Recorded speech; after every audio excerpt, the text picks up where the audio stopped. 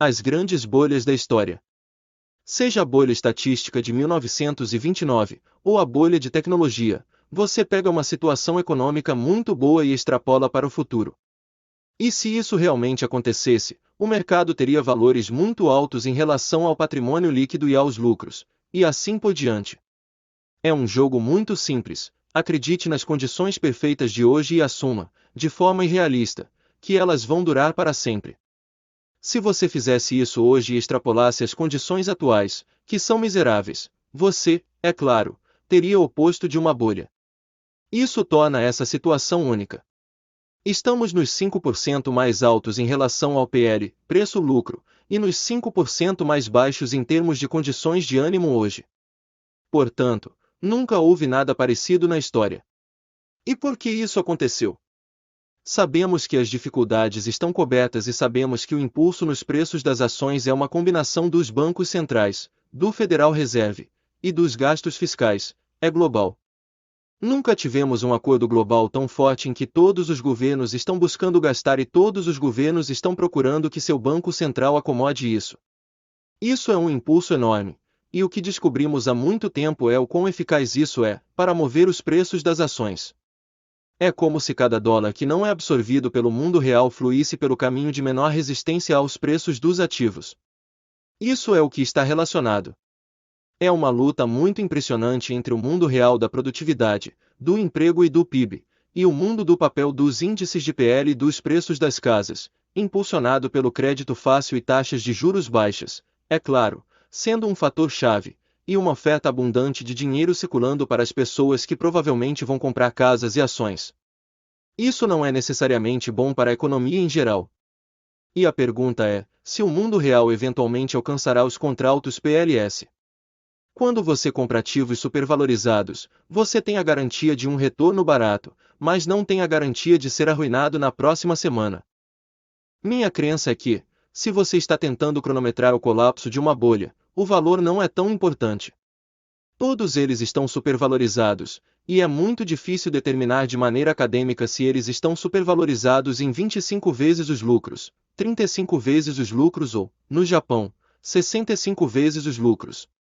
É muito difícil de calcular de qualquer forma acadêmica, pois estamos lidando com uma loucura em que o pico vai acontecer. Eu prefiro muito mais procurar sinais de comportamento verdadeiramente louco, porque todas as bolhas que realmente entraram em colapso e quebraram de maneira espetacular, o que aconteceu com a maioria delas, foram precedidas por comportamentos loucos, histórias lendárias. Isso foi notavelmente ausente, como eu escrevi e falei ao longo dos anos do mercado de alta de 10 anos. Isso realmente não faltou no Vale, após a baixa da Covid-19. Vimos não apenas uma taxa de intoxicação espetacular no aumento de preços, o dobro do mercado de alta normal, o que é característico dessa intoxicação no estágio final da bolha, mas também vimos uma loucura maravilhosa. As empresas prometeram usar seu dinheiro, dê-me seu dinheiro e confie em mim, farei algo útil com ele. Há um eco real da bolha do Mar do Sul, onde temos uma oportunidade espetacular, não podemos revelar qual é o propósito do seu dinheiro ainda, e eles conseguiram muito dinheiro e fugiram com ele. Não estou dizendo que as empresas vão fugir com o seu dinheiro, mas estou dizendo que é um testemunho real da natureza especulativa de comprar uma empresa falida e vê-la se superar 4, 5, 6 vezes muito rapidamente, e assim por diante. Você lê sobre a valorização quadruplicada da Tesla de Elon Musk. Eu tenho um Tesla. É um carro maravilhoso, acho a empresa espetacularmente interessante, mas 4 vezes o valor que tinha antes da Covid-19. Eu não acho interessante. Essas histórias estão por toda parte, e são o que você precisa antes que uma bolha se quebre. Vimos isso no início dos anos 2000, e na final de 1929, antes do crash. Vi isso no Japão, e aqui estamos de novo. Então, acho que isso é um indicador, não uma certeza, mas uma forte possibilidade de que estejamos bem perto de uma bolha prestes a estourar em termos de psicologia, talvez uma questão de semanas ou meses, não anos. E sou simpático ao argumento, o que devo fazer? Os rendimentos são tão baixos, mas o mercado não se importa que você não tenha investimentos seguros e fáceis de fazer, e seu desespero é seu problema. O que ele faz é na diferença entre curto prazo e longo prazo. No curto prazo, Você pode dizer que não obtém nada com renda fixa, mas obtém algo com ações, mesmo que seja metade do que parecia ser nenhum rendimento. Ainda é melhor do que nada, portanto, vou fazer isso, e o preço está certo. Essa é uma lógica que você ouve de uma forma ou de outra por todo lugar. E então há o argumento de longo prazo, que é que, no final, todos os ativos têm custo de atribuição. Os preços das casas aumentam, mas se você pode construir uma pela metade do preço, você coloca um limite nisso. Se você pode criar uma nova empresa pela metade do preço, eu sou um grande fã de capital de risco por esse motivo. Passei minha vida inteira lutando contra o Federal Reserve, francamente. O que direi é o seguinte: normalmente, o Federal Reserve ganha muito mais rodadas do que nós, mas, no final, tivemos um nocaute. No final, o Federal Reserve não conseguiu manter a bolha tecnológica indefinidamente. Ela levou o PL para 21 vezes os lucros de 1929 e para 35 vezes, mas não pôde continuar indefinidamente. No Japão, eles chegaram a 65 vezes o preço, e o preço que pagaram quando finalmente derrubaram foi que, 31 anos depois, estamos longe de estar perto do pico de 1989. Se você olhar para o mercado imobiliário deles, que era uma bolha ainda maior, acho que a bolha maior, incluindo a bolha das tulipas, eles passaram 30 anos em declínio e agora estão atingindo o fundo, talvez, mas estão atingindo o fundo com os preços das cidades centrais em um quarto do que eram antes. Nós curtimos um dia ou dois verificando, e era realmente verdade, e o preço que você paga por isso é que você pode estar 50 anos depois e ainda não voltou a esse nível. Eu diria para não lutar contra o Federal Reserve se você é um jogador de curto prazo, mas se você é um jogador de longo prazo, você tem que estar preparado para lutar contra o Federal Reserve em algumas ocasiões, desde que a vivenciar não estivesse realmente aumentando. Quando você se depara com uma desaceleração da economia global, você tem que chutar, e isso precisa de um estímulo governamental maciço de forma sustentada. Há alguns anos, discuti com Jim Grant, que me chamou de apóstata entre os gerentes do Vale sobre este momento é diferente. Eu afirmo que uma das palavras mais perigosas, este momento é diferente, devem ser substituídas por uma palavra mais perigosa, que é este momento nunca é diferente. É uma ideia muito arriscada pensar que nunca pode haver mudanças importantes e permanentes, e acho que quase tudo mudou desde 2000. Portanto, as certezas que costumávamos ter não existiam mais, mas isso foi há 5 anos. Isso foi antes do movimento mais massivo contra o valor de qualquer maneira que você queira meditar. Agora estamos fora da escala.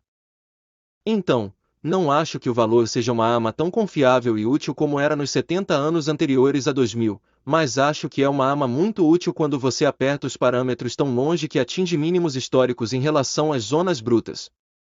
Portanto, talvez não voltemos 120% como eu teria calculado há 20 anos, mas teremos uma reversão muito grande em favor das ações de valor mais cedo ou mais tarde. Acho que podemos ter bastante certeza sobre isso. E uma das coisas que se resumem à natureza dos fatos é que não recomendo necessariamente fazer vendas à descoberta, mas recomendo possuir algumas ações dos Estados Unidos. Você pode enfrentar as ações emergentes. Os mercados emergentes não estão apenas em uma baixa sem precedentes em relação aos Estados Unidos, mas eles são realmente muito baratos, absolutamente em comparação com os Estados Unidos. E quem são eles?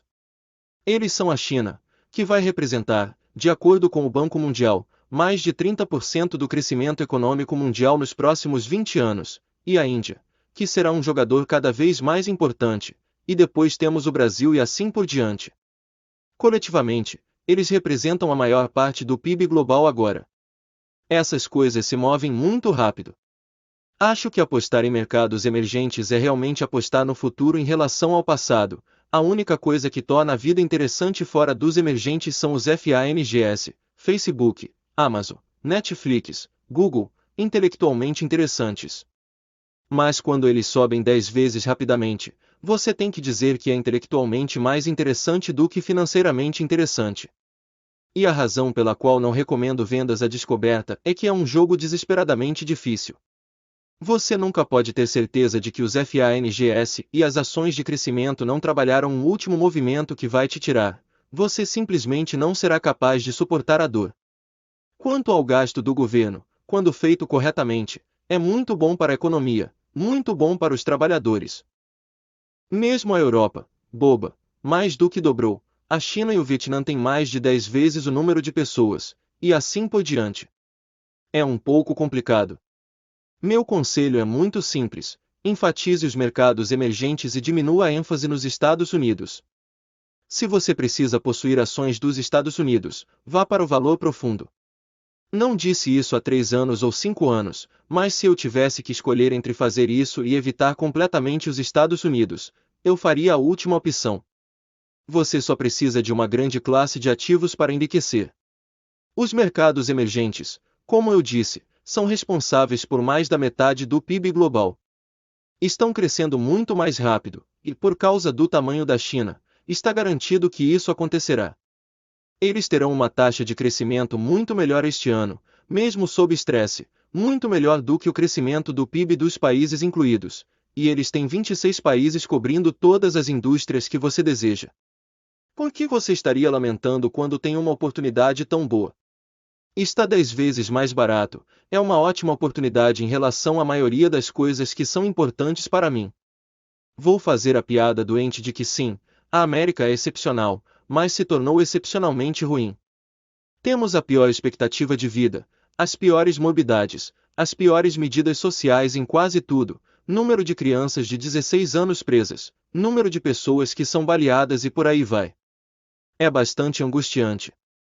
No entanto, as taxas antigas são 15, e talvez nunca voltem novamente, deixe-me apenas salientar, mas isso é apenas contabilidade de partidas dobradas.